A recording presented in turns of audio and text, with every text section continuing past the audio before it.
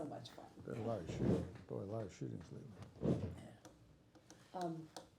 I'm glad you mentioned innovation, because it seems like innovation is an important part of what Rubenstein's has been about. Can you talk about some of the innovations from, whether it's Madison Shop, which you talked a little bit about, to bringing in Italian designers? What are some of the risks Rubenstein's has taken over the years? And I'll let David take care of that. That was Well, his area. interesting thing is, when we first came into the business, when I came, it was before Andre kind of, but in '58, we were in college, so we were dressing in traditional Madison Avenue clothing. That was the big thing in clothing. And a lot of the young guys didn't want to come in the store because it was an old man's store with pleated pants and things like that. So Morris, and we had a wonderful window trimmer who, he could do things, build things and stuff like that. They came up with this idea because kids didn't want to come downtown. His name was Bunny. Bermudez. Bunny Bermudez. But 8 feet from the entrance on St. Charles Avenue, they opened another store and built a wall so you could go in that door right to the elevator, not be seen by people in Rubenstein's, and go up to the Madison Shop, which they opened. And that became the place for all the college kids. And when you would talk to some of the kids, one kid said one day is, they were happy, the parent was happy, because the parent was happy because they knew they were going to the same store he shopped at, so they had a good reputation and things like that. And then when you asked the kids would say, well, yeah, my daddy said I can charge it to his account, so we're having a good time. And that was kind of a very interesting thing, but it was completely separate because there was two environments. And, Morris recognized that and recognized how to do it. I mean, even today, we still get people whose kids go to Tulane and they come bring them down to show where they worked and where they shop. Yeah. I mean, I had a guy just the other day, he hadn't been back in 30 years, but he says, y'all still have the Madison Shop, that's where I shop.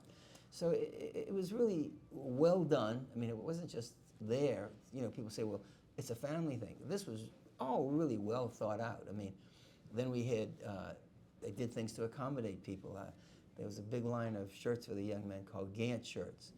And the Gant shirt started out at $5.95, and through the seasons, through the years, it ended up at $10. And we would buy all day, it'd be buy 450 dozen shirts. I mean, the quantities that we bought were kind of mind-boggling even to me today. And so in a season, you could buy 450. Well, the kids came down to buy the shirts, but at that day, it was an expensive shirt. And many times, the kids would come and say, look, let me give you $5 and charge $5 to my father, because I don't want him to know I'm buying a $10 shirt. And one time, finally, Mr. Bergeron, our controller, called me and said, David, I can't do that. I can't charge half this way and the other way. And I just asked him, what do you want me to do with 450 dozen shirts? I mean, and he says, I think I'll do that. And I mean, those are the kind of, figure it out, accommodate, and do what it was. So it was a lot of involvement with people and how do you handle people and how to do it. And it was really well thought out, the whole process of doing it, growing, expanding. Then things do happen by accident.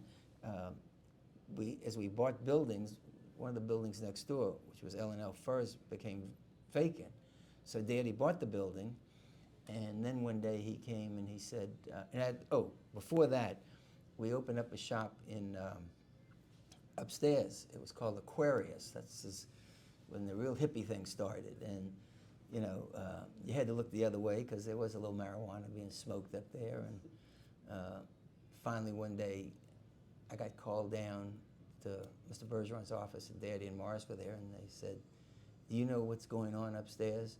And I said, you want me to fire him and all and just throw the stuff away, or you want to just look the other way? So that went that way. But then the war in Vietnam was kind of starting to come forefront with the kids, and at the same time, Daddy bought L&L Furs, and it was an empty building, but we just bought it to do it. And then one day he called me in at the insurance company, said, we're going to have to raise your insurance rates because it's a vacant building and it's a real fire hazard. So Daddy said, let's put something in there. And so we started All American Jeans, which was of the time, and it became an institution in New Orleans. I think we had maybe 5. Well, in Baton Rouge, Yeah. anyway, 6. Yeah, only, six or I seven had shirts. no idea that's how All American Jeans started. That's how it started there. They said, figure it out. And the hippie stuff kind of was going away. They were starting to wear jeans. And, okay, all I mean, they got American. so busy, they couldn't let everybody in the door. They had a line outside waiting to get in. And the jeans were, of course, all the way up to the ceiling. You had to climb up these ladders to get And- certain sizes. You know, and we brought in a lot of great young people. I mean, Paul Verisco became the manager of it, and you know, He knew everybody. And they taught the kids how to sell. I mean, we just hired kids, but they never had any idea of selling exactly what it was, and they were taught. So the business really grew, and then we, you know, brought in new jeans. When one jean it's kind of fading in its enthusiasm, we found some of the new winners, whether it was Guess, whether it was Jabot or things like that, and introduced them to it. And so it became the label, and that was a big thing in jeans, is you had to have the right label, and we had it, and we just kept going with the newer label, higher price and things like that, but it became the place you had to do. I mean, then Andre they had Bally shoes. I mean, that became just an institution. We still get people. They even wrote a song, put Bally shoes at Rubenstein's in it, in the city. You know, it was that big of a known thing. So you know, things happen. It wasn't just that it's family. You say, gee, we were good merchants, and then people really recognize us. I mean, that's something that people take for granted. But Well, even today, I mean, we get people in the store and say, "This is a great story. I wish they had this in my city." I mean, just just the completeness of it and the sense of the fashion that's there, which is not overly exotic, but it's gentleman's fashion and basics, and you know, valid price on the thing and good service, and it's not too many of those left in this country, as a matter of yeah, fact. and then part We of had one more store too you didn't mention, the one in Uptown Square. Yeah, the athletic store. But I mean, Uptown was a good location. There was a lot of money there, and so Morona was the brand name. It was you remember that one, and it was you know, really fashion until they went out of business. But you know, so I mean, there were places to go to open and to do things, and you know, that's how we were taught doing things like that. I mean, and then we were taught, you know, when something's dying, go on to the new thing. I mean, you know, I mean, I happened to be the guy doing the buying and going to New York with Morris. There were two things that were two funny stories. One was I realized that young men wanted tighter clothes, wasn't traditional, and Italian was the way to do it. And so I bought some things from Italian things that came in, and there was a guy who wanted to sell Morris, and Morris wanted to buy him. It was a really kind of thing. I didn't like the guy. I just wasn't my kind of guy. And Morris said, buy from him, David, so I did it. And we were one day standing outside the building in New York. The market was in 1290 at the time. And there was a group of retailers, including Morris, me, and this other guy from this other company. Then he comes over, and in front of everybody, he tells Morris, that nephew of yours is going to put you out of business with that Italian crap he's buying, you know. And I'm sitting there, a little kid, what to do? And I said, I think I'm right. I think you're wrong. Well, you know, he's not in business, and we are. I mean, but, you know, so there was things like that came, but there was time for change, you know, and that's what I was taught. I mean, Morris always came to do new things. I mean, he went to California when it wasn't popular and became very big in a lot of California things. Some of the stuff he bought, one of the big steps was, it was big in the oil industry. These Cajun guys loved to dress. I mean, they were poor people, and when they made all this money in the oil business, they would come here because it was the most expensive suit around. And I mean, they just bought them like hotcakes. But again, Morris saw that, and that's kind of where I learned it from, is, you know, don't be afraid of price. There's always a guy out there who wants the best of the best. I mean, in shoes, Bally shoes, Andre bought Bally shoes and things. And, you know, so we led in a lot of areas like that. I mean, that status, which was an important part of it.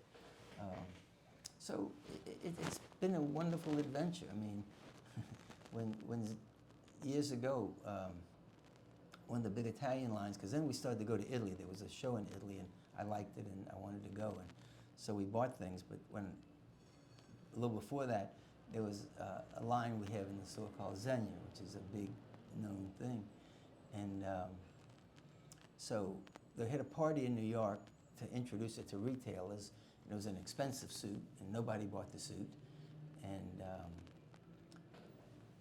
party was over. We said thank you. Well, about 3 months later, this young guy, Marco, I remember his name, short little guy, shorter than me, comes in and he says, "I heard you went to the party. I have this line. You know, I want to show you." So he showed me. They made 2 suits. They made a American suit, which was big baggy suit, and then they made a real tight Italian suit. And I said, well, I would buy the suit if I had the American pants, which were comfortable, and the tight, sexy coat. And he said, we don't do that. And I said, well, if ever you do, I'm a 38 short, but it was nice to know you. And he left. Well, about 8 months later, I get a call. David, come to the desk downstairs. And it's Daddy. Here at the store? Here at the store. It's Daddy and Morrison. They said, we got this package from Italy, and we owed $150, David. What did you buy? I said, I don't know what's in it.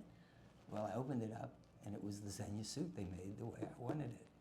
So I gave him a big order, 40 suits, and that was $400 suit. There was no price around like that, but you just got to figure it out. So everybody who came in the store, they tried on that suit, and they would say, thank you, I like it, now let me get something else. And what I had been taught years before that, when we bought Ralph Lauren, we did wonderful with his clothes. I mean, we were one of the first people there. I mean, he and I are still good friends and things like that. And he made me buy clothing, and I said, no, after I buy the clothing, we don't sell it, because we weren't a traditional thing, and I didn't really like it that much. I mean, and I said, I don't want to buy the clothing. Tell me how much you make, Ralph, and I'll just give you a check for it, and that'll be fine. And he says, no, you don't understand. And it was really one of the big lessons in my life. He said, everything has a leader, and you've got to find the leader, and the leader is the guy who buys the best of the thing, and then people follow him. So that's why I say clothing. So at that time, I mean, it was kind of in polo, people wore the horse because they belonged to the leader's club, so to speak. And anyway, so when I had these Xenia suits in, everybody who came in for 3 months, I said, you want to see a $400 suit? And everybody tried it on, and nobody bought one. And they said, thank you. And then one day, this friend of mine, Clancy Dupape, comes in and says, David, I want that $400 suit. That was it. And you know, so those are the things you learned from friends in the business. I mean, I had more exposure than Andre did, just because we went to market. But you know, there were brilliant guys who did very well, and you just learn. I mean, Tell me a little bit about the history of Gertrude and Ralph Lauren. So, when Ralph first started, he came out with these. It was a wide tie. Ties were narrow. They go wide, they go narrow. You know, things like that. So they were wide ties, and mentioned, go look at them. I heard about them, and she went. She said, Gertrude went. Gertrude went. She was a a tie tie buyer. buyer. I mean, we bought lots of ties, and she didn't understand the wide tie, and she said, okay. And so she came home and she asked me, and I said, no, that's the right tie. And so she said, okay. So she went and she bought the ties, and Ralph waited on her. I mean, Ralph was the salesman. It was his ties. It was not Polo at the time. It was Rooster. Well, it was Rooster, but then it Well, that's became originally Polo. that's when she first met. Yeah, that's when she first met him, but right after he did put the name. I mean, Andre's right, you know, because he worked for a guy. He just, the guy let him make the tie. The company was Rooster, but then he made Polo, and so he made it. And so Gertrude would buy it. And one thing that we had a thing here that Morris, Gertrude, everybody can't have the right idea every year. And so what you have to do is support people. And what it would be is 3 seasons. If your guy didn't get it right after 3 seasons, well, then that was it. But generally somebody just would have a bad season. And so when Ralph would show her the line, she would either do good or do bad. Well, then through the years, Ralph hired a salesman, a guy, Joe Barato, who became president of Brioni and all. But you know, we were all good friends. And Joe was selling Gertrude the ties. And Joe told me a story one day. He said, you know, when I finished showing the ties to Gertrude, after she left, Ralph would come out and say, well, what did Gertrude think? And if she liked them, he knew he had a good year. If she says they're not quite right, it was going to be a tough year. And so when she passed away, Ralph wrote me You wrote her. You wrote, I mean, a note you wrote you. for Gertrude, you know. So, I mean, those are the kind of people you met. Yeah. Yeah, you sent a personal note to To us, the Rubens things, you know. Yeah, about Gertrude's passing, You know. which is very nice.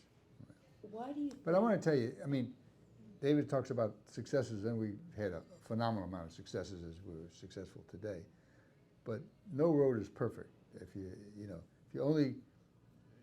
extra safe and you only go the safe way, then you're not going to get to where you need to go. You got to have some mistakes. You got to do trial and error. The one thing I remember is that all these stores were making dress shirts, or had dress shirts. Now we had dress shirts too, but David kind of indicated with Polo and stuff with Gant, they were fairly expensive. And we said, maybe we can do like some of these other companies and have shirts made for us. And, you know, that's right. The basic shirts is nothing, white, blue. I mean, it's not too dangerous to do that. And have a nice markup, and it would be fine. So we did a lot of investigation and made contacts with people who had contacts in China to make things and stuff like that. And they said they would check things out, and we probably send them a shirt to model or something like that. So we made a commitment, and that day was a pretty big commitment, because when you bought from China, you couldn't buy 24 shirts, you had to buy a lot. So we made the commitment, shirts came in, put them on, and they just didn't fit well at all.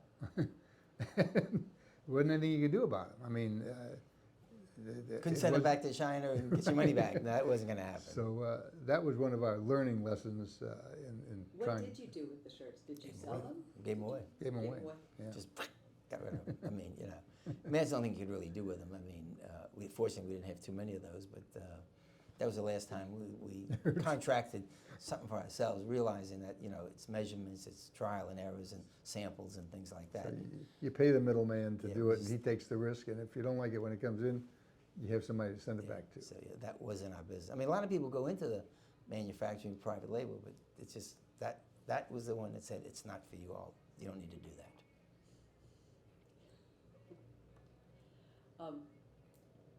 Those are really good stories.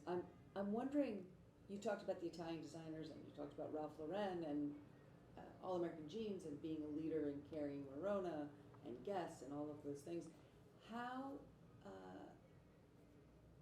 did you, do you think all of that came from the birth of the Madison shop, or were you always a store that was looking for the newest? No, it was always sort of looking for the newest. I mean, that's how Morris differentiated himself from Gotchards. Was a very traditional store, Porter Stevens. I mean, these were new kids on the block, so they had to have something different. And that just, so, I mean, that's what we were taught. I don't know where his experience, and he got that. I mean, but that's how it came. So, you know, we had things from California, no one did, and stuff like that. But he always kept going. You know, they bought the same suit over and over at the other stores, and he would go with a new model, try new things and stuff Did like anyone that. ever try to compete with you all, open a store? Sure, we had a lot of competition. I mean, we always tried to have exclusive lines, because then you had to come to us to get that line. But then you got a vendor who would say, oh, well, we're doing well, and here's a big store nearby you that wants to buy a lot, and we can't not sell them a lot, so we're going to sell them too. And then we had to make a decision whether we wanted to continue it or not. And as David says, there's also models where some might have gotten old man's model, and we decided we wanted a younger man's model. So even though the line was carried elsewhere, but there was a lot of competition, particularly in those days, because they had the department stores, which carried nice stuff, Gotcho's, which was a specialty store, which really competed with us, Porter's, which was right. And then you had a lot of traditional. And when the traditional came, I mean, you had And then people you now had like Perlis now. There was Terry and Jude. And Three or there was, four, you know, 3 or 4 other stores. And they weren't. That was just the fashion, and there were a lot of people. Everybody wore clothes, a lot of clothes. So, you know, like any place, you always had that competition. But yeah, but it was a lot of it out there, and for all the many reasons, we're here, and some of them are not. What role do you feel like Rubenstein's has played in the larger community?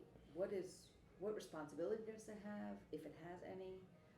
What role, how have you seen your role here In personally? New and Orleans or social- in the New country? Orleans, in the Jewish community, in the retail community, in the country? Pick your poison. Well, I mean, I think in the retail market in the country, not so much here, I'll say, is I think people recognize us for the brands that we brought in and the pioneering. I mean, I don't think so much young people know it. They may know the name of the store. I mean, you could go anywhere, people know in the market says, man, can I sell Rubenstein's? I mean, if they buy it, I got a good line, you know. Italian government, I mean, in the wall, there's a lot of things that, awards, things they did for us and things like that. So, you know, we had a reputation across the water, so to speak. As far as locally, I mean, we're here on Canal Street and we're still here. I mean, I think that people recognize that generational. I mean, you know, kept the stores historic. Andre can speak to some of the rest of New Orleans. I think that, you know, one thing about Rubenstein's is, for better or for worse, it's become an institution. Now, institution doesn't have necessarily a good meaning to me, but it is. I mean, and when we were doing a renovation in 08, 07, 08, and we kind of closed the front and did some work, people kept saying, "You're not closing, are you?" You know, I mean, it was. And then when we decided eventually to develop the upper floors, which we're now getting ready to open a hotel, you know, when we went with our developer and we talked about the name, we didn't know what he had in mind and all kinds of stuff. They said, "Oh well, call it the Rubenstein Hotel. I mean, after all, it's Rubenstein's. It's part of Rubenstein's." And you know, he looked on it as like an institution that was important to keep that name, and it would be important for the hotel itself. So that's kind of where I think the store fits in. And of course, David has alluded to, we've had a lot of people come through the store as salespeople and working here who have gone on to do bigger things. Judges, doctors, I mean, just all kinds of stuff. But we also felt a responsibility for the community itself. I mean, you know, I mean, David has served on a number of very important boards, including as chairman or president of the board. Some of them are charitable, some of them are civic. I have done the same thing as well, and I think that's been our contribution. I think we've always been very involved in the community and felt that that was an important role that we played. And it's continued.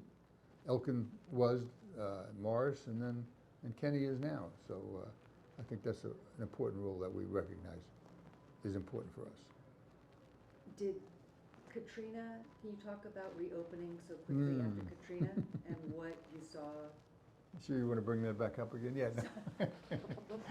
Well, you know, I say this about it.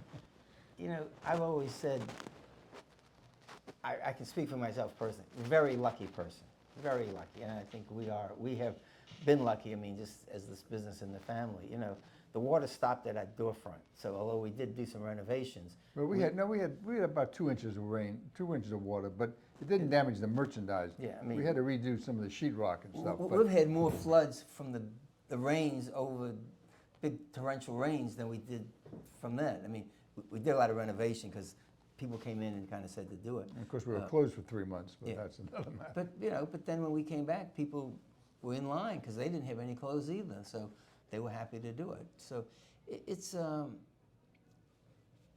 yeah, it's part of living down here. That's all I can tell you. I mean, we've had more store floodings just because it rained like the devil and the city sewage system didn't, and water backed up in the streets. I mean, that's been more than anything. I mean, and you know, the hurricanes, it was a citywide thing, and it wasn't, the hurricane wasn't the problem. It was the flooding because of the poorly built things. The hurricane came and went. You know, we really didn't have a lot of damage to the building, is what I'm saying. Or damage to the city. I mean, the city was not badly damaged from the hurricane itself. It was the flood that caused. You know, why reopen Rubenstein's so quickly? What responsibility did you feel Well, Why not just close it? no, because what I was taught, Andre, I talked about it and did it. The hardest thing you have to do is to put one foot forward in life, and these people had to put one foot forward. You know, some of them had families. We did lose one guy who he had to You're get his talking kids employees, in school. you're talking Employees. employees. But if not, I mean, this is their living. So one thing we did for Katrina is we paid them. We paid them 75% of their salary. Andre called the guy at the bank, and he finally found them. He had gone, and King Willing said, "Yeah, I'll underwrite it, and you all pay me back whenever you did it." So yeah, that's a lot, because we didn't say when we were going to pay him back, and we didn't know how long we were going to be gone. He said, "Just write the check, we'll do it." And that way, at least the people didn't go look for jobs elsewhere. I mean, that was the important part. I mean, these people had families, they needed to make money. So we said, when you come back, you can get the other 25%, because the government picked up a lot of expenses, so that was enough to live on, rent a place, eat. I mean, so you could figure out what it is. So, I mean, and that's really what opening the store was, is the city. I mean, it was really the symbol of the city. We felt being one of the first to come back, and then people said it. The French Quarter people had gotten business, but it was like, hey, the city is opening up again. We were highly visible on the street here. You know, Andre had banners made in the front. I think you're in one of them, or some of the pictures like that and all. And that's what you had to do. You had to say, we're back in business, people. There was never a question of not reopening the store. Never. The question is when you reopen the store, how do you fix whatever damage is done? But, you know, I remember sitting as we sat, and I guess it was either Houston or Dallas at that time. David went to Dallas, we went to Houston. But anyway, we got together at some point. Yeah, that was actually that was the time you all finally came over to Dallas. Yeah, I think we had did. And so we're sitting there talking about what to do, and David says, "Well, we're just going to continue paying the people." I said, "Well, that makes sense. That's what we got to do." But I mean, there was no question that that's what we had to do, and that we're going to reopen the business. So. You know, and then by that time they still had satellite pictures. It was the early part of it, and you see when the water went down enough, and so let's go home. Let's drive home, and it wasn't that far to do it, and told everybody, because some people had were in other parts of the states and things like that. We were sending them money. We said, okay, if you want your job, come back. And I say, everybody came back. The positive thing is I came back, and Robbie stayed in Houston because we couldn't move back into our condo because it was no water, no fireproof, no fire protection stuff. So I had a friend who had a place in the quarter who said, well, you can stay there. It was really glorious. There was no crime. It was kind of quiet. It was about 4 blocks to the store. It was really a unique period at that point in time. And, you know, one of the things that was funny is my daughter Hillary, her house was flooded. She was in Lakeview, so we stayed over in there. But Allison came back to the city probably in about 2 weeks after, maybe 3 weeks, and we had a gentleman who was our accounts payable charge account guy, and he lived out a little outside the city, and he found how to get through the police lines and the blockages. So he would get Alice, and she would go meet him, and they would come here every day to see how the store was doing, send out bills, pay bills. I mean, like that. But so she was here, and then she said, yeah, you know, now you can come down. I mean, everything is good.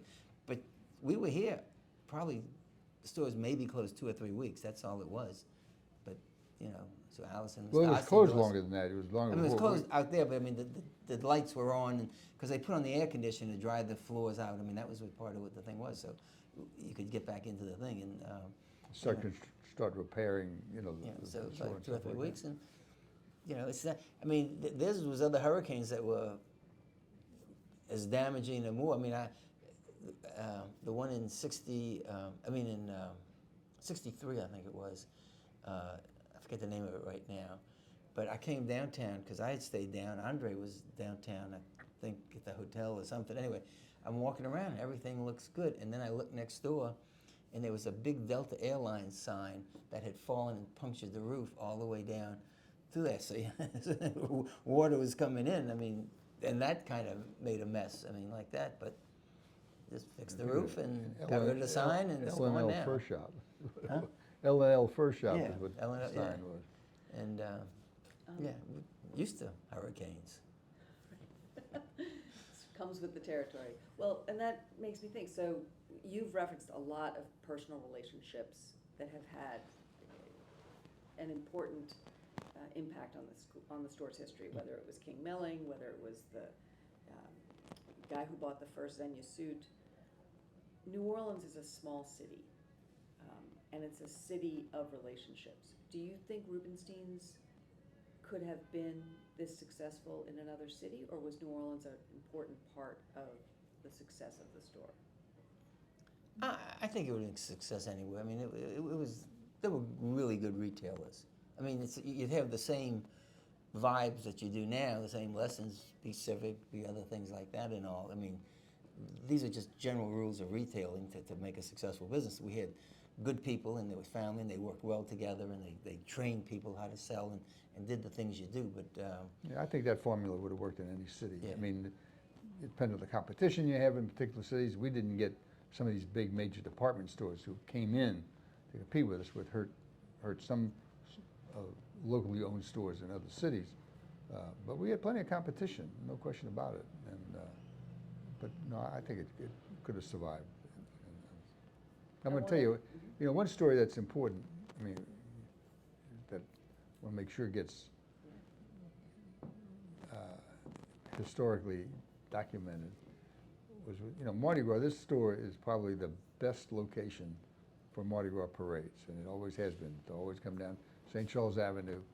Balconies are just at the right height so that you can get hit by all the beads that they throw. And one time we had a guy who had a very, very well-to-do guy who had a wholesale business, and he was in the store, kind of a heavy-set guy, and there he is, and his name was Stein. And so he's on the balcony, and here's a guy got plenty of money, but when you get up there and they start throwing beads, I don't care how much money you have, I don't care what, you just go for those beads. I mean, our dad, our uncle, they would grab the beads and they'd give them away. I mean, but just grabbing that bead was a certain excitement. So he's up there, he's grabbing beads and stuff like that.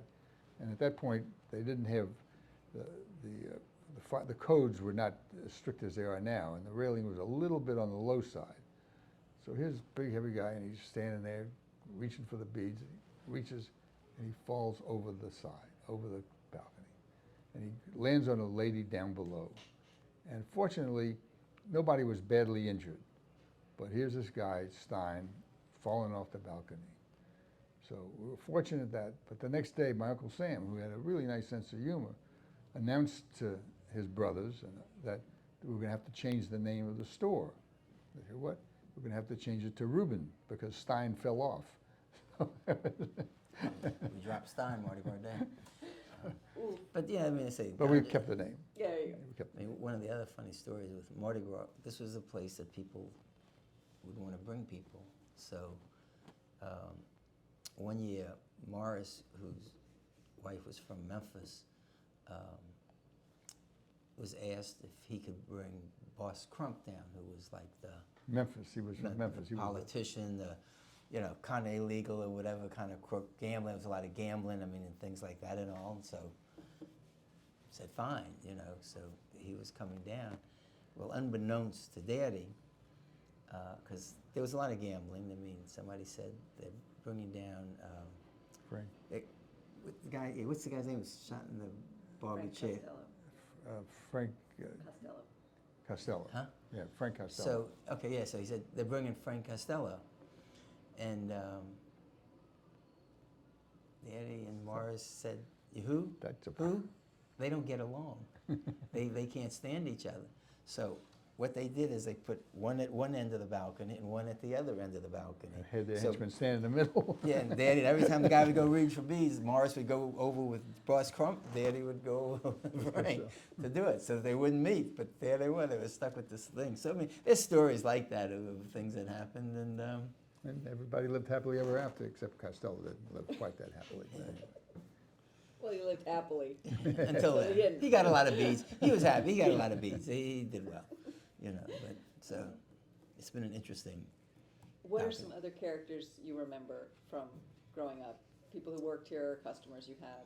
Well, you know, I say, and we had this thing that we had charge account cards. I mean, before you had computers and stuff like that, and you had you'd have to fill out Credit application. credit application, you know, and we would save the card and do it. And one of them was in the oil business, oil boat business, and probably the biggest guy in it today.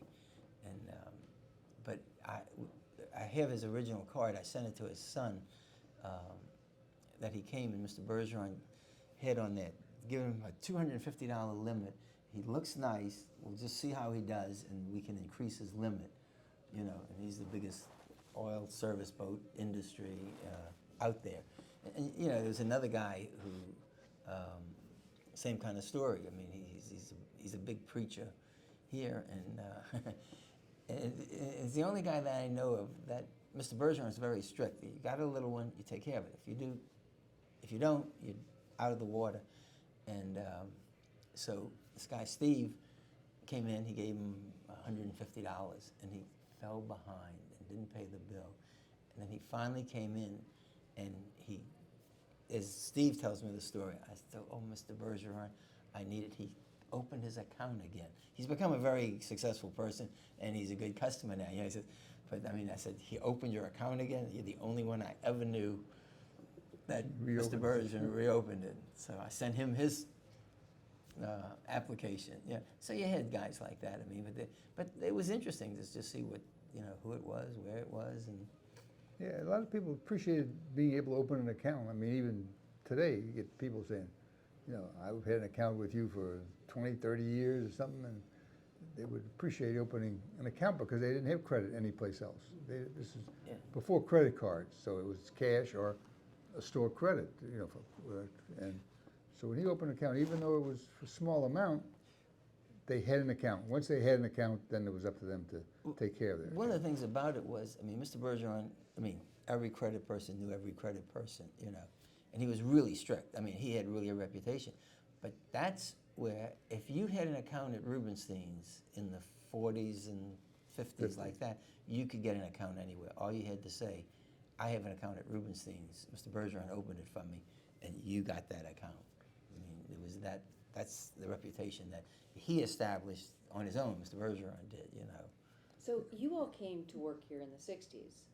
Right. And your dad and uncle were obviously from the generation above, and there was often a real, or the public perception is that there's a real shift in sensibility from your father and your uncle's generation into your generation in the 60s. think so. That there was I don't mean here, I mean in the country, right? That the 60s, the generation that was young in the 60s, they were hippies and they were anti-establishment, and not all of them, but there was a real cultural shift. And I wondered, for you all, did you all ever feel you had to cross a generational divide while you were With them? working here? Yeah. I'm not sure I understand that sentence. Well, I Andre? think, no, the answer is I don't think so. We didn't get involved in the hippie generation. Mm-hmm. That was really after us, after we were, and our generation was a little bit more gradual evolvement at that point. So I think both David and I, as we came here, I mean, made some changes, obviously, brought in younger fashion, a little faster things, but there was not a generational gap that probably other people established. I mean, we saw it, you know, we serviced it, we bought the clothes for it, we did that, I mean, we went out. She was I talking had about between Morris and Elkin and us. I mean, where Right. that was a gap where we had Oh. to A difference jump. in sensibility but- about Like they the say, hey, what are No, you doing? You know, No, We but I don't mean, want- that's not well, what we I mean, buy, or- well, I mean, that's what I'm saying is they knew change. I mean, from where they were, like Daddy said many years ago, we don't sell separate collars and cuffs. I mean, so you know, you can't stay where you were. You got to move on. So if that was it, I mean, they tolerated it. It was good. It was good business. I mean, I can tell you when I opened Aquarius, that was like, but okay, you know. And then we did All American Jeans. I mean, that was as foreign to them as it could be. But we were here to control it. It wasn't bad. There was no problems with it, and it was there. So more than us, it was their way of looking at change. We were who we were. We brought it into them, and they're the ones who said, "Go with what you're doing. Yeah. You know, you've got to change." I mean, they preach us on change. I mean, So- it was done with, I don't say compromise, but with an acceptable conversion. I mean, we didn't open Aquarius in a corner of the store, which other stores would take things like that and put a separate little area there. I mean, it was the third floor. It was a whole different world. So, But they spent a lot of money doing it. yeah, but I mean, they didn't question. said it was okay, Yeah. you know. That's what you're going to do. Let's do But it you know, I right. gotta tell you that, I gotta put on here the record story which involves my daughter Debbie. And that was when we had a clothing store, we had acquired another building, which was part of the footprint here, but it was sort of a separate way. And we had a lot of clothing and a lot of big men clothing in there. And Debbie would come and you'd be in the store and you'd, you know, if you were here, you'd help a guy. I mean, you'd say, stepped right in, you know, whether it was a shirt or a tie or whatever it is. And you wandered in that other area, and there was somebody looking at clothing. And you talked to him and had a little conversation with him, and just kind of made him more comfortable and stuff like that. And he took out a coat, and he said something, or tried a coat on, I don't remember which. And he said, "Well, what do you think of that?" And my daughter says, "No, it looks too much like a gangster." But who was it? But it was Joe Marcello who was trying that coat on. Who, for the record, is a local gangster. Yeah, I never heard that story before. yeah. We don't see any bullet holes, so I guess Not yet. it didn't bother him. He laughed really hard, actually. And what about the next generation? As you all have transitioned to, each of you has a child who works here, who has been working here for some time. How do you pass on the lessons? How do you manage those transitions? What has that been like?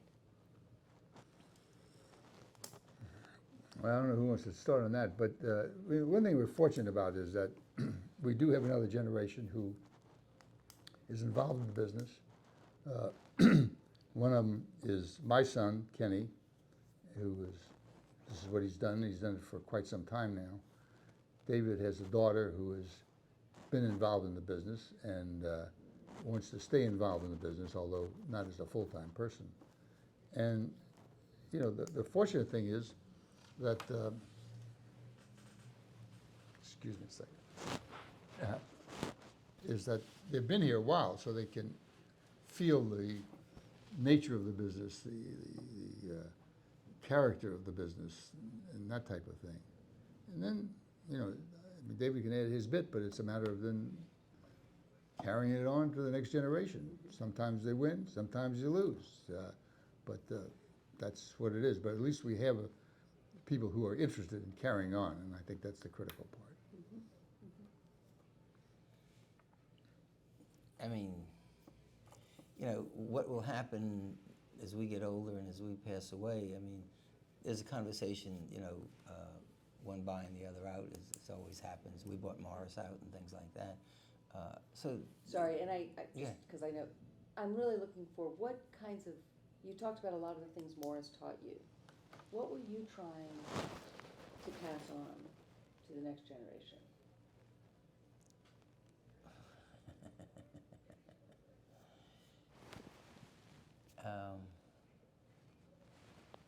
just the way you look at people, the way you have to train your employees, not just put them on the floor and hope they get lucky. But I mean, nothing was done by accident here. I mean, it was tremendous amount of work, research. I mean, I had books on how to sell, how to do this, how to manage, which I read. I mean, Daddy gave it to me to read. I wrote books on how to teach people to sell. I mean, it took me 20 years to write down a formula to do it. And I've tried to teach that to some of the people here, that it's not an accident to have successful sales associates. And not an accident to pick a good line or something like that. It's not just close your eyes and buy anything. It's then you got to bring it in and you have to explain what it's about and you know, stay there and stay on the floor, and you have to be on the floor. It doesn't run itself. I mean, no matter what you think, it doesn't run itself. And you know, as we have had people, I mean, one of the problems is when you get good and you teach people well, people hire them away. They recognize it, you know. I mean, and that's going to be the next generation knowing how to hold on to it. I mean, I made a rule in the industry, and which I held to, is you can never hire any of my employees away without telling me. And the idea is that they will grow and they will have an opportunity, but I have to have the opportunity to replace them. And once I have that, and I got a lot of guys' jobs. So you weren't really the best there is. I mean, Xenia was looking when they were expanding. I said, I got a couple guys, and Gillo and I are very good friends. I mean, he's always said, boy, did that make a difference? I mean, but you couldn't do it till I was ready to let you have it. And you know, now whether She's talking more about vendors than other retail stores. yeah, well, but Well, I do know, I'm not, this isn't about me, but, but I know that from going to market, we would always run into people that used to be salesmen who are now. yeah, I mean, you know, people are going to grow. You can't hold somebody back in life. I mean, you can just make them smarter, and then either you can meet their needs, or you have to let them, you know, join their life. I mean, so that never. I mean, that's kind of one of the main things. I kind of taught myself. Read a lot of books about, you know, how you just approach people and things like that. And if the next generation got that message, then they'll be successful, and if not, they'll try it their own way. So, jumping back to history for just a moment, and then I promise we'll wrap up soon. You guys have been great and patient, and we may do this again, like just as I talk to other people. Well, I may want next time we'll do it in the bar. a little loud, but we can go to a bar after.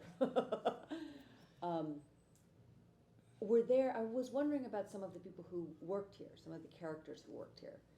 Can you talk at all about, I mean, I can think of some, like Mr. Mack, but I'm sure that when you all were growing up, there was Bunny. Can you talk a little bit about some of the people who worked here over the years that you remember that had an impact on you? Well, on the store? You go first, I'll go next. Well, I'll start at the top of the story. This one you can't beat. This is the last upper level. The guy who we had running All American Jeans, Paul Varisco, married my daughter. Okay, and that's the father of my grandchildren. Paul didn't marry your daughter. No, his son. His son. Well, I mean, Paul, but I mean, that's how No, they. you said Paul married Well, my it daughter. was Paul. so- I mean, she is married to Paul, the Paul next Jr. generation. True. Paul Jr. Yeah, you know, I mean, so you know, so that's how close. I mean, but because I mean, we as a family, I mean, we would have company picnics, and you know, the kids played together. I mean, they were all little kids. We would go to his house in Waveland or whatever it was, and the kids just became friends. And as they grew up, you know, they were there. I mean, Andre can talk about, I mean, a lot of the others, but you know, they're Well, kind of like family. I mean, you know, I mean, just take the one past it. I mean, people here right now. We have James Connors. He's in his 45th year. He did a lot of things for the jean shop. Now he's in valet. Tommy Landry just passed away. He worked here 50 years. And a couple others have in the 45, 50-year kind of things. Ozzy downstairs, 30-something years. But you know, I mean, we did have characters in the store, no question about it. And in the days of Elkin and Morris, some of the guys who were there, I mean, they would, you know, everything was, you look for a customer coming to the store, and you would run to get them, which was not really the way we wanted customers approached. But they were on commission, and if they didn't sell anything, they wouldn't make any money. So the incentive was to grab these customers as they came in. So there was always disagreements. There were always conflicts on the floor. So much so that at one time, two of them went out on the sidewalk and had a fight. try to settle the thing. But, But then, you know, then you had guys. I mean, they were. There was very big camaraderie in Morris's generation. I mean, one of the things was they would always go to lunch across the street at Cobb's. I mean, that was just where you did. Sometimes we ate 3 meals a day there. If you came down, it was Thursday, and you worked. So Thursday night the store opened late, you know. But other than that, and when they would go, sometimes one of the guys would get in the window, Ralph Imbruglia, and he'd get in the and the window show would, as a the mannequin. display window here. And when the girl walked by, he'd wink at him, and you know, I mean, they were, when Morris and them came back from lunch, he got out the window. I mean, you know, but there were guys that did stories like that. I mean, and then you Sorry, did it ever get Ralph a date? he another story lived around with that. Dave. That's another thing. But the other He owned a thing, bar at the same time he worked here. I mean, he, but the other thing that was really interesting was in 45, basically 46, 47. 3 or 4 of the guys had been in the war, and there was Stolia, and he was one of them, and he had been. he actually been at He Iwo had been in the Jima. Pacific. He went from Alaska all the way to Iwo Jima. I mean, he fought every big battle in the war. I mean, you know, and so these are some really interesting young guys. His sons became doctors and things and did like that. And a couple of the other guys were in the war, you know. They were looking for jobs.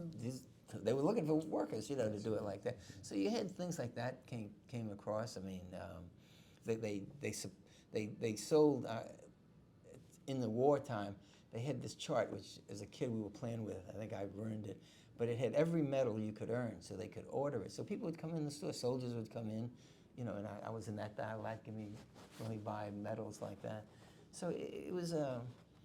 We didn't order any medals for anybody. No, but no, we- you'd order ribbons. You picture. could order ribbons. They did have. You remember we played in the garage that time? They had some of that stuff in the old garage. It was a big chart, and they would order the ribbons of a battle for somebody. I mean, you could get it, but if a guy lost it, I mean, you know, something like that. But you know, so it was a very young guys. I mean, they brought in, but Well, guys stayed a we long had a guy, time. I mentioned this one guy's name was Ralph Imbruglia. He worked here, but he also had a bar at night. So he was a character. He was a character. And I remember the story, although that was before my time. Somebody, I guess it was like a seaman, came in the store, and the guy says, "Yeah, I want to get measured for a suit." So he said, "Well, lay down here." He put him on the rug, and he took a chalk and he outlined.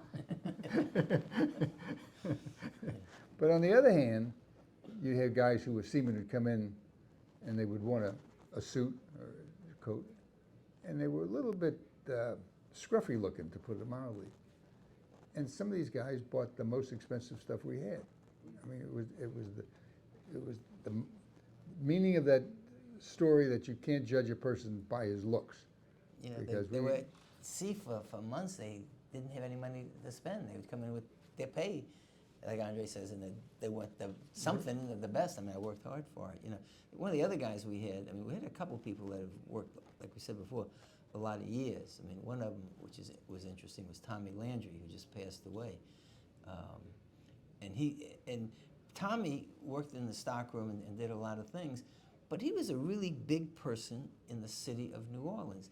I mean, he was one of the lead Mardi Gras Indians. I mean, he never made, we have his picture and things like that, but he was a member of one of the big tribes, and the guy who was going to pass the heritage down to his son instead of Tommy. So Tommy left and started his own tribe, and it was one of the big ones in the city. And nobody in the store really knew that I know of. I mean, you know, but so you had all kind of people come, and this was a job, and this is it. I have to call you back. You know, so Oh, hey, Mike, yeah. stop Take it, a stop minute. it, stop Take it. a minute. Yeah, It's okay, you go ahead, can- go ahead. All right. Well, no, you should talk to him out there, but.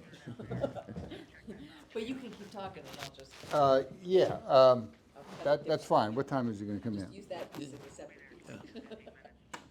That'd be the end. Okay, because I'm in the middle of an interview right now, but it should be over in about 15, 20 Do minutes. you remember That's all right, what but, tribe- okay, what Mardi Gras that's Indian fine. group Ask Tommy was? Allison, I can't Good, remember the name okay, of it. all right. But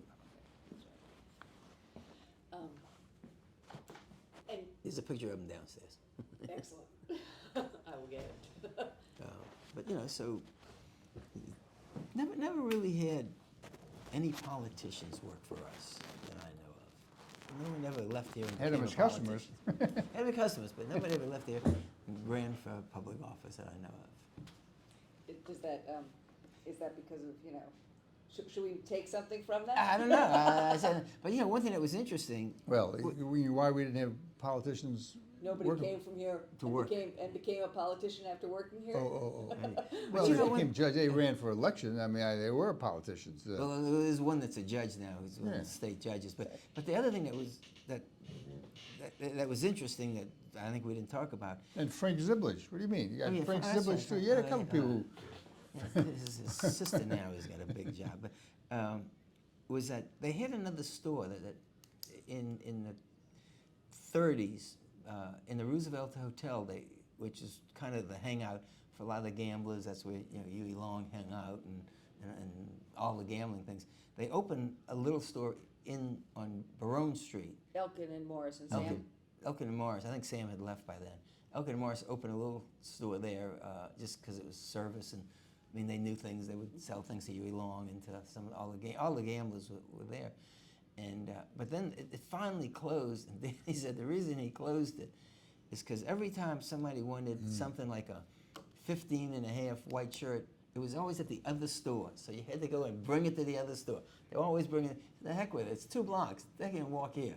And that was the end of it. When that lease was up, he said that they let it go. But that was another.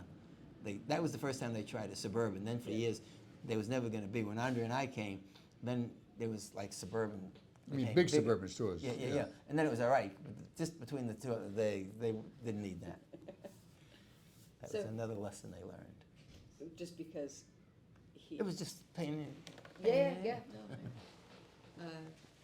You've talked about Mr. Tommy, you've mentioned Bergeron. Mr. James, Mr. Bergeron. Can I ask about the tailor shop? Sure. Yeah, so did everybody have a tailor shop when the store opened? Was that a? You mean was that a everybody standard- in the retail business? In the retail business, No. was that a standard thing? No. I mean, well. A lot of them use outside tailors, in I other mean, words, depending on well, how. if much you're a business little they do. person like a pearlist, like Andre's saying, that maybe you had somebody outside till you grew enough to kind of do it. I mean, if you had the departments like Gotchards, I mean, they had, because they had men's, women's, and things like that. So most of the bigger stores, Porter Stevens, yeah, they had their own tailor shop. They had grown big enough here. I mean, they had a very big tailor shop. I mean, they had 3 presses at one time. When did the tailor shop start here? From the beginning? I wouldn't know. Well, it wasn't had in the to- beginning, because we didn't have clothing in the yeah, beginning. it had to be after they had clothing. And, At what point, I mean, Before you all started, there was already a tailor oh, shop? yeah. oh yeah, the tailor shop was big. In Since fact, we it's can not remember. as big as it was. Yeah. I mean, at one point we counted they hung 10,000 units of clothing. That's a number that's hard to kind of understand till you see pictures of it.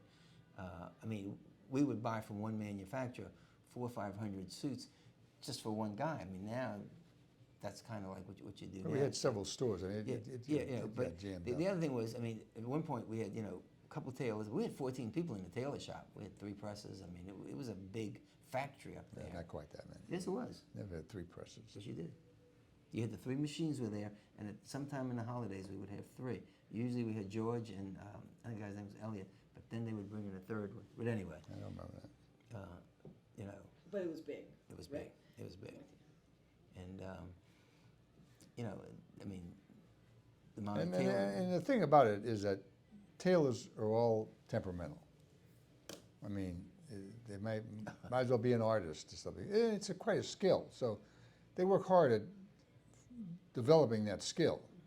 And a lot of times coming out of Europe, they were apprentices. They worked hard for a number of years, didn't get paid, and so it's always been a juggling act of getting the clothes altered with a certain date, and then also taking care of certain types of alterations with maybe a tailor wasn't crazy about doing, and also the fact that because we were in New Orleans, we had a lot of people who needed alterations on a rather quick basis, whether it was something they forgot when they came into the city for a wedding, or a funeral came up and they needed something, or whatever, they ripped their pants. So you had to accommodate the people who needed it quickly versus the ones who didn't need it quickly, and you could put that off. And we always, and of course, we did a lot of, customers were from out of town, so we do a lot of deliveries or shipping as well. And so all those factors were up there. And the tailors were temperamental, the seamstresses were temperamental. I mean, it was quite a juggling act to get it to run smoothly. But in the end, it did, but that was always a challenge. One of the interesting stories is when we had a guy here, Mr. Henry, and tailors came and went, and so Morris, after we lost the tailor one time, Morris ran an ad in the paper, in the industry paper, and this guy came, Mr. Henry came down, and He was a refugee. he was a refugee from the war, and he said, okay, I'll take the job, and so he worked here for many years. Then he went out on his own and opened his own tailor shop, which a lot of them did. I mean, it's good money if you do that in an interesting way. Don't pay taxes on any of that stuff. Anyway, but then years later, his wife was very big in the Jewish community, teaching Hebrew to a lot of the kids and things like that. So when he retired from his job, they were going to move back to New York because his daughter was real smart and she had a really wonderful job, and he was going to be there. So they had a meeting. The Jewish community had a meeting, and it was at the president of Tulane's house, because a lot of the friends were in there, and I never really quite understood it. So they invited Mr. Henry to come to this thing that they were going to offer his wife and him an award. I mean, just in the Jewish community kind of a thing. And so I went, and I mean, the room was full. I mean, I was amazed at this thing. And Henry stood up, and they recognized him after the wife kind of a thing. And well, here's Mr. Henry in New Orleans, and he says, let me tell you why I came to New Orleans. He said, at that time I was looking for a job, and people would send me a ticket to come to their city for an interview, and then I had to pay my way home. And then Morris called me, and he bought me a round ticket. That's why I came. And everybody never heard that story. I mean, Yeah. they were amazed, but there it was. That's what Morris said. Bring him down, got to get him home. So they had an ethic of people. I mean, that was a big part of it, that they kind of taught us in a way. I mean, the people work for them for many years. You got to have a people attitude in life. And I think that's what we learned. I really appreciate this. I know it has been a long conversation, but I have really enjoyed it. And I do think that it would be nice to continue at some future. But Should we before save this, or finish, should I? Well, before we finish, I just wanted to ask: is there anything you want to be sure? If you think you're like, oh, I didn't get to this story, or I didn't tell this moment, just take a moment, make sure that you. Well, I think one of the things that was a critical part of this store and its success is the fact that when Morris first opened this store, and it was entrance was on St. Charles Avenue, and then eventually they expanded and got to Canal Street. They still rented the building. And I remember Dad saying a lot of times he would see the owner of the building standing on the neutral ground with somebody else, kind of looking at the building and stuff like that. And the first thing that came to his mind is, this guy wants to sell the building, somebody's going to buy it, going to kick us out to do something else. And so that really gave him the incentive to see about buying the building. And so obviously there was a price that the guy was willing to sell the building. And so Dad went to a relative and borrowed some money, and probably borrowed some from the bank as well, but through a relative was able to get enough money to buy this building, and that probably was the most critical thing that's ever happened to this store to reach the success we are today. Which building was the first It building? was in the corner building. So 40 years later, my friend, the guy who owned it was Mr. Minus. In fact, I'll show you downstairs an interesting map from 1924. It was Mr. Minus. So 30 years later, by coincidence in life, Mr. Minus was from South Carolina. And so the family had been Jewish, but they changed to Christian in time. And at that time, Went from major to minor. my friend, my good friend at college and camping and everything, Foster Thalheimer, was getting married to a girl from Charleston. And so it was around Thanksgiving. So Daddy had said, you know, David, if you're going there for Thanksgiving, the Minus's family, and we just paid off the mortgage of 30 years in like June or July. We just finished it, you know, and as Andre says, that's changed it. So he said, go tell him thank you. So I called him up, and I went to his house, and they were in the middle of Thanksgiving dinner, you know. And but I said, yeah, I just want to stop in and say, my dad, he said, say thank you for selling him the building. Yeah. That's a really good story. Yeah, 30-year cycle. Those are some of the things that help make our store the success it is today. Yeah. Well, that is really great. I appreciate this. Like I said, there'll be more.